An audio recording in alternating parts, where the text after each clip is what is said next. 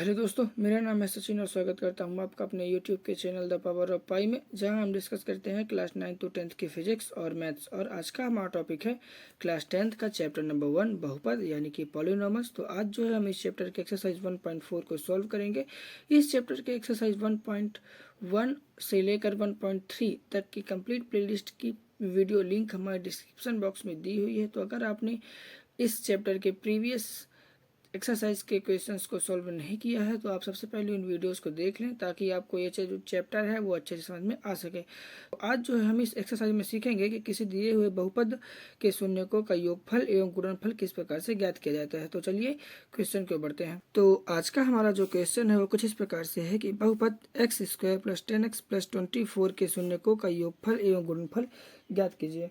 तो इस क्वेश्चन को सॉल्व करने के लिए हम क्या करते हैं कि हम जो है अपने दिए हुए बहुपद की जो तुलना है वो हम ax² + bx + c से करते हैं। तो चलिए इसे हम लिखते हैं। हमने लिखा बहुपद x² + 10x + 24 की तुलना हमारे ax² + bx + c से करने पर, ठीक है, करने पर अब हम क्या करेंगे कि हम जो है इस दिए हुए बहुपद के जितने भी x हैं उनके गुणांकों को क्रमशः a, b और c मान लेते हैं। तो हम जो है लिखते हैं हमारे इस x के स्क्वायर के गुणांक 1 को हम मान लेते हैं a के बराबर। तो हम लिखेंगे a = 1 और ये जो हमारा b है वो हो जाएगा 10 के बराबर। तो ये हो गया b = 10 और जो हमारा ये c है अचर पद वो हो जाएगा हमारे 24 के बराबर। तो हमने लिखा c =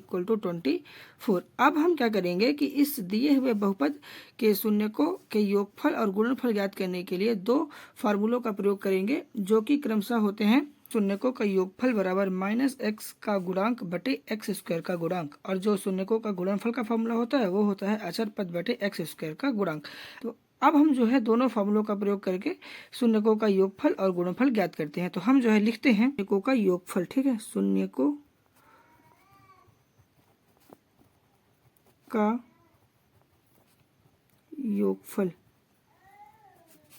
क्या करते हैं कि फार्मूला अनुसार हमारे -x का गुणांक ज्ञात करने के लिए दिए हुए बहुपद के हमारे जो x है उसके जो गुणांक है 10 वो है हमारे b के बराबर। तो हम क्या करेंगे कि इस b को इस -x के गुणांक के स्थान पर लिख देते हैं। तो हम जो है लिखते हैं ये हो जाएगा हमारा -b और जो हमारा x² का गुणांक दिया हुआ है वो है हमारे दिए हुए बहुपद का जो हमारा x² है उसका गुणांक 1, जो कि होता है हमारे a के बराबर। तो हम जो है इस x² के गुणांक के स्थान पर लिख देते हैं हमारे a को।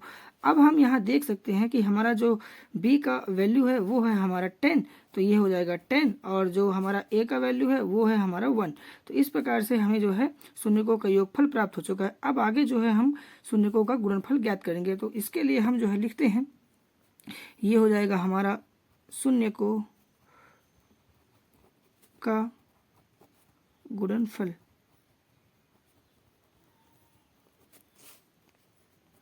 तो शून्यकों का गुणनफल ज्ञात करने के लिए हम क्या करेंगे कि फार्मूला अनुसार हमारे जो दिया हुआ बहुपद है उसके जो हमारा अचर पद है जो कि होता है 24 और ये है हमारे c के बराबर। तो हम क्या करेंगे कि इस c को इस अचर पद के स्थान पर लिख देते हैं। तो हम लिखते हैं ये हो जाएगा हमारा c और x² का गुणांक हमने ज्ञात किया है वो होता है a, तो ये हो जाएगा a। अब हम क्या करेंगे कि यहाँ से हम देख सकते हैं कि जो हमारी c की वैल्यू है वो होती है हमारी 24। तो हमने लिखा 24 और जो a है उसकी जो वैल्यू है वो है हमारी 1, तो ये हो जाएगा 1। इस प्रकार से हमें जो है आंसर प्राप्त हो चुका है। तो ये होगा हमारा फाइनल आंसर।